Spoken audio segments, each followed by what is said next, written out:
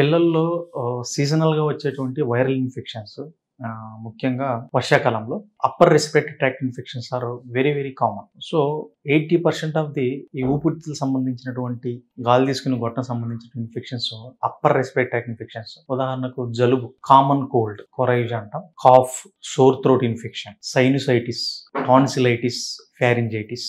These are the ఊపిరి తీసుకునేటువంటి పై భాగంలో ఎక్కువగా వస్తాయి. ఇవి ఎక్కువగా వైరల్ ఇన్ఫెక్షన్స్ వస్తాయి. ఇవి సీజనల్గా ఎక్కువగా రావడం జరుగుతుంది. ముఖ్యంగా కాఫ్ విపరీతంగా అర్లీ ఏజ్ గ్రూప్లో, బిలో 6 months ఏజ్ గ్రూప్లో కాఫ్ అనేది విపరీతంగా ఉండి, కంటిన్యూస్ కాఫ్ సడన్గా ఉండి, followed by vomitings, cough induced vomitings ఉంటే చూసుకోవాల్సింది పెర్టుసిస్ ఉందో లేదో చూసుకోవాలి.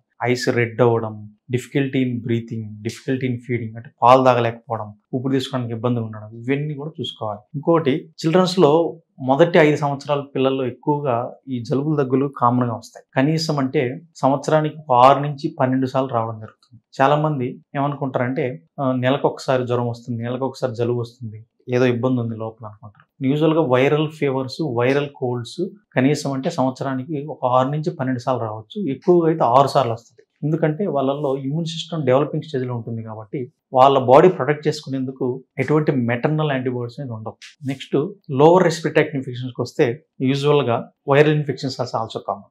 New borns and older childrens are usually bacterial infections are common. In younger childrens the viral respiratory infections are usually common. So the most common lower respiratory tract viral infections are virally this bronchiolitis, croup, this viral tracheobronchitis, laryngotracheobronchitis antam. And if it is bacterial infection, newborns and older children's, the bacterial infections are pneumonia commonly seen. ఇది bronchiolitis లేదంటే Krupp అంటాం, అంటే viral లారింగోట్రేకియోబ్రాంకైటిస్ అని ఎట్లా తెలుస్తుంది అంటే, ఒకటి age group. బ్రాంకియోలైటిస్ ఎక్కువగా 1 year, అరౌండ్ 1 year ఏజ్ గ్రూప్లో మోస్ట్ కామన్గా వస్తుంది. 6 months to 1.5 year age group. Krupp also it is 1 to 5 years age గ్రూప్లో వస్తుంది. బ్రాంకియోలైటిస్ ఎట్లా ఈ లక్షణాలు మనకు కనిపెట్టచ్చు అంటే, చైల్డ్ మైల్డ్ ఫీవర్ వస్తుంది, కాఫ్, సివియర్ కాఫ్ ఉంటుంది, ప్లస్ పక్కలు అనేది ఎగరేయడం కానీ, ఫాస్ట్గా ఊపిరి తీసుకోవడం కానీ జరుగుతుంది. ఇది సివియర్గా ఉన్నప్పుడు బిడ్డ పాలు తాగడానికి కూడా చాలా ఇబ్బందిగా ఉంటుంది. ఆ టైంలో ఆక్సిజన్ శాతం బ్లడ్లో 92% కన్నా తక్కువ ఉందా ఎక్కువ ఉందా అని చూడాల్సి ఉంటుంది. 92% కన్నా తక్కువ ఉందంటే ఇది సివియర్ బ్రాంకియోలైటిస్ చూసుకొని వాళ్ళకి ఆక్సిజన్ థెరపీ అనేది ఇవ్వాలి మెయిన్గా. వీళ్ళలో యాంటీబయాటిక్స్ వాడకూడదు. ఇంకోటి క్రూప్ అంటాం.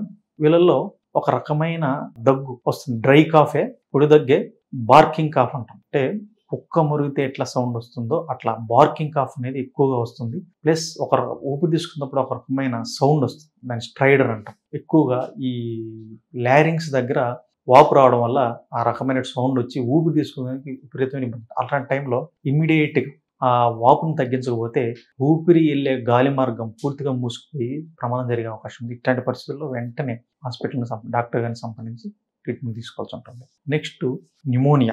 న్యూమోనియా అనేది bacterial infection. It is bacterial infection. It is యూజువల్గా స్ట్రెప్టోకోకస్ న్యూమోనియా కామన్లీ. న్యూబార్న్స్ అయితే gram negative organs are very common. So న్యూమోనియాలో cough ఎక్కువగా ఉండదు, మైల్డ్ ఉంటుంది. Fever is the most important symptom. Fever high grade fever వస్తుంది.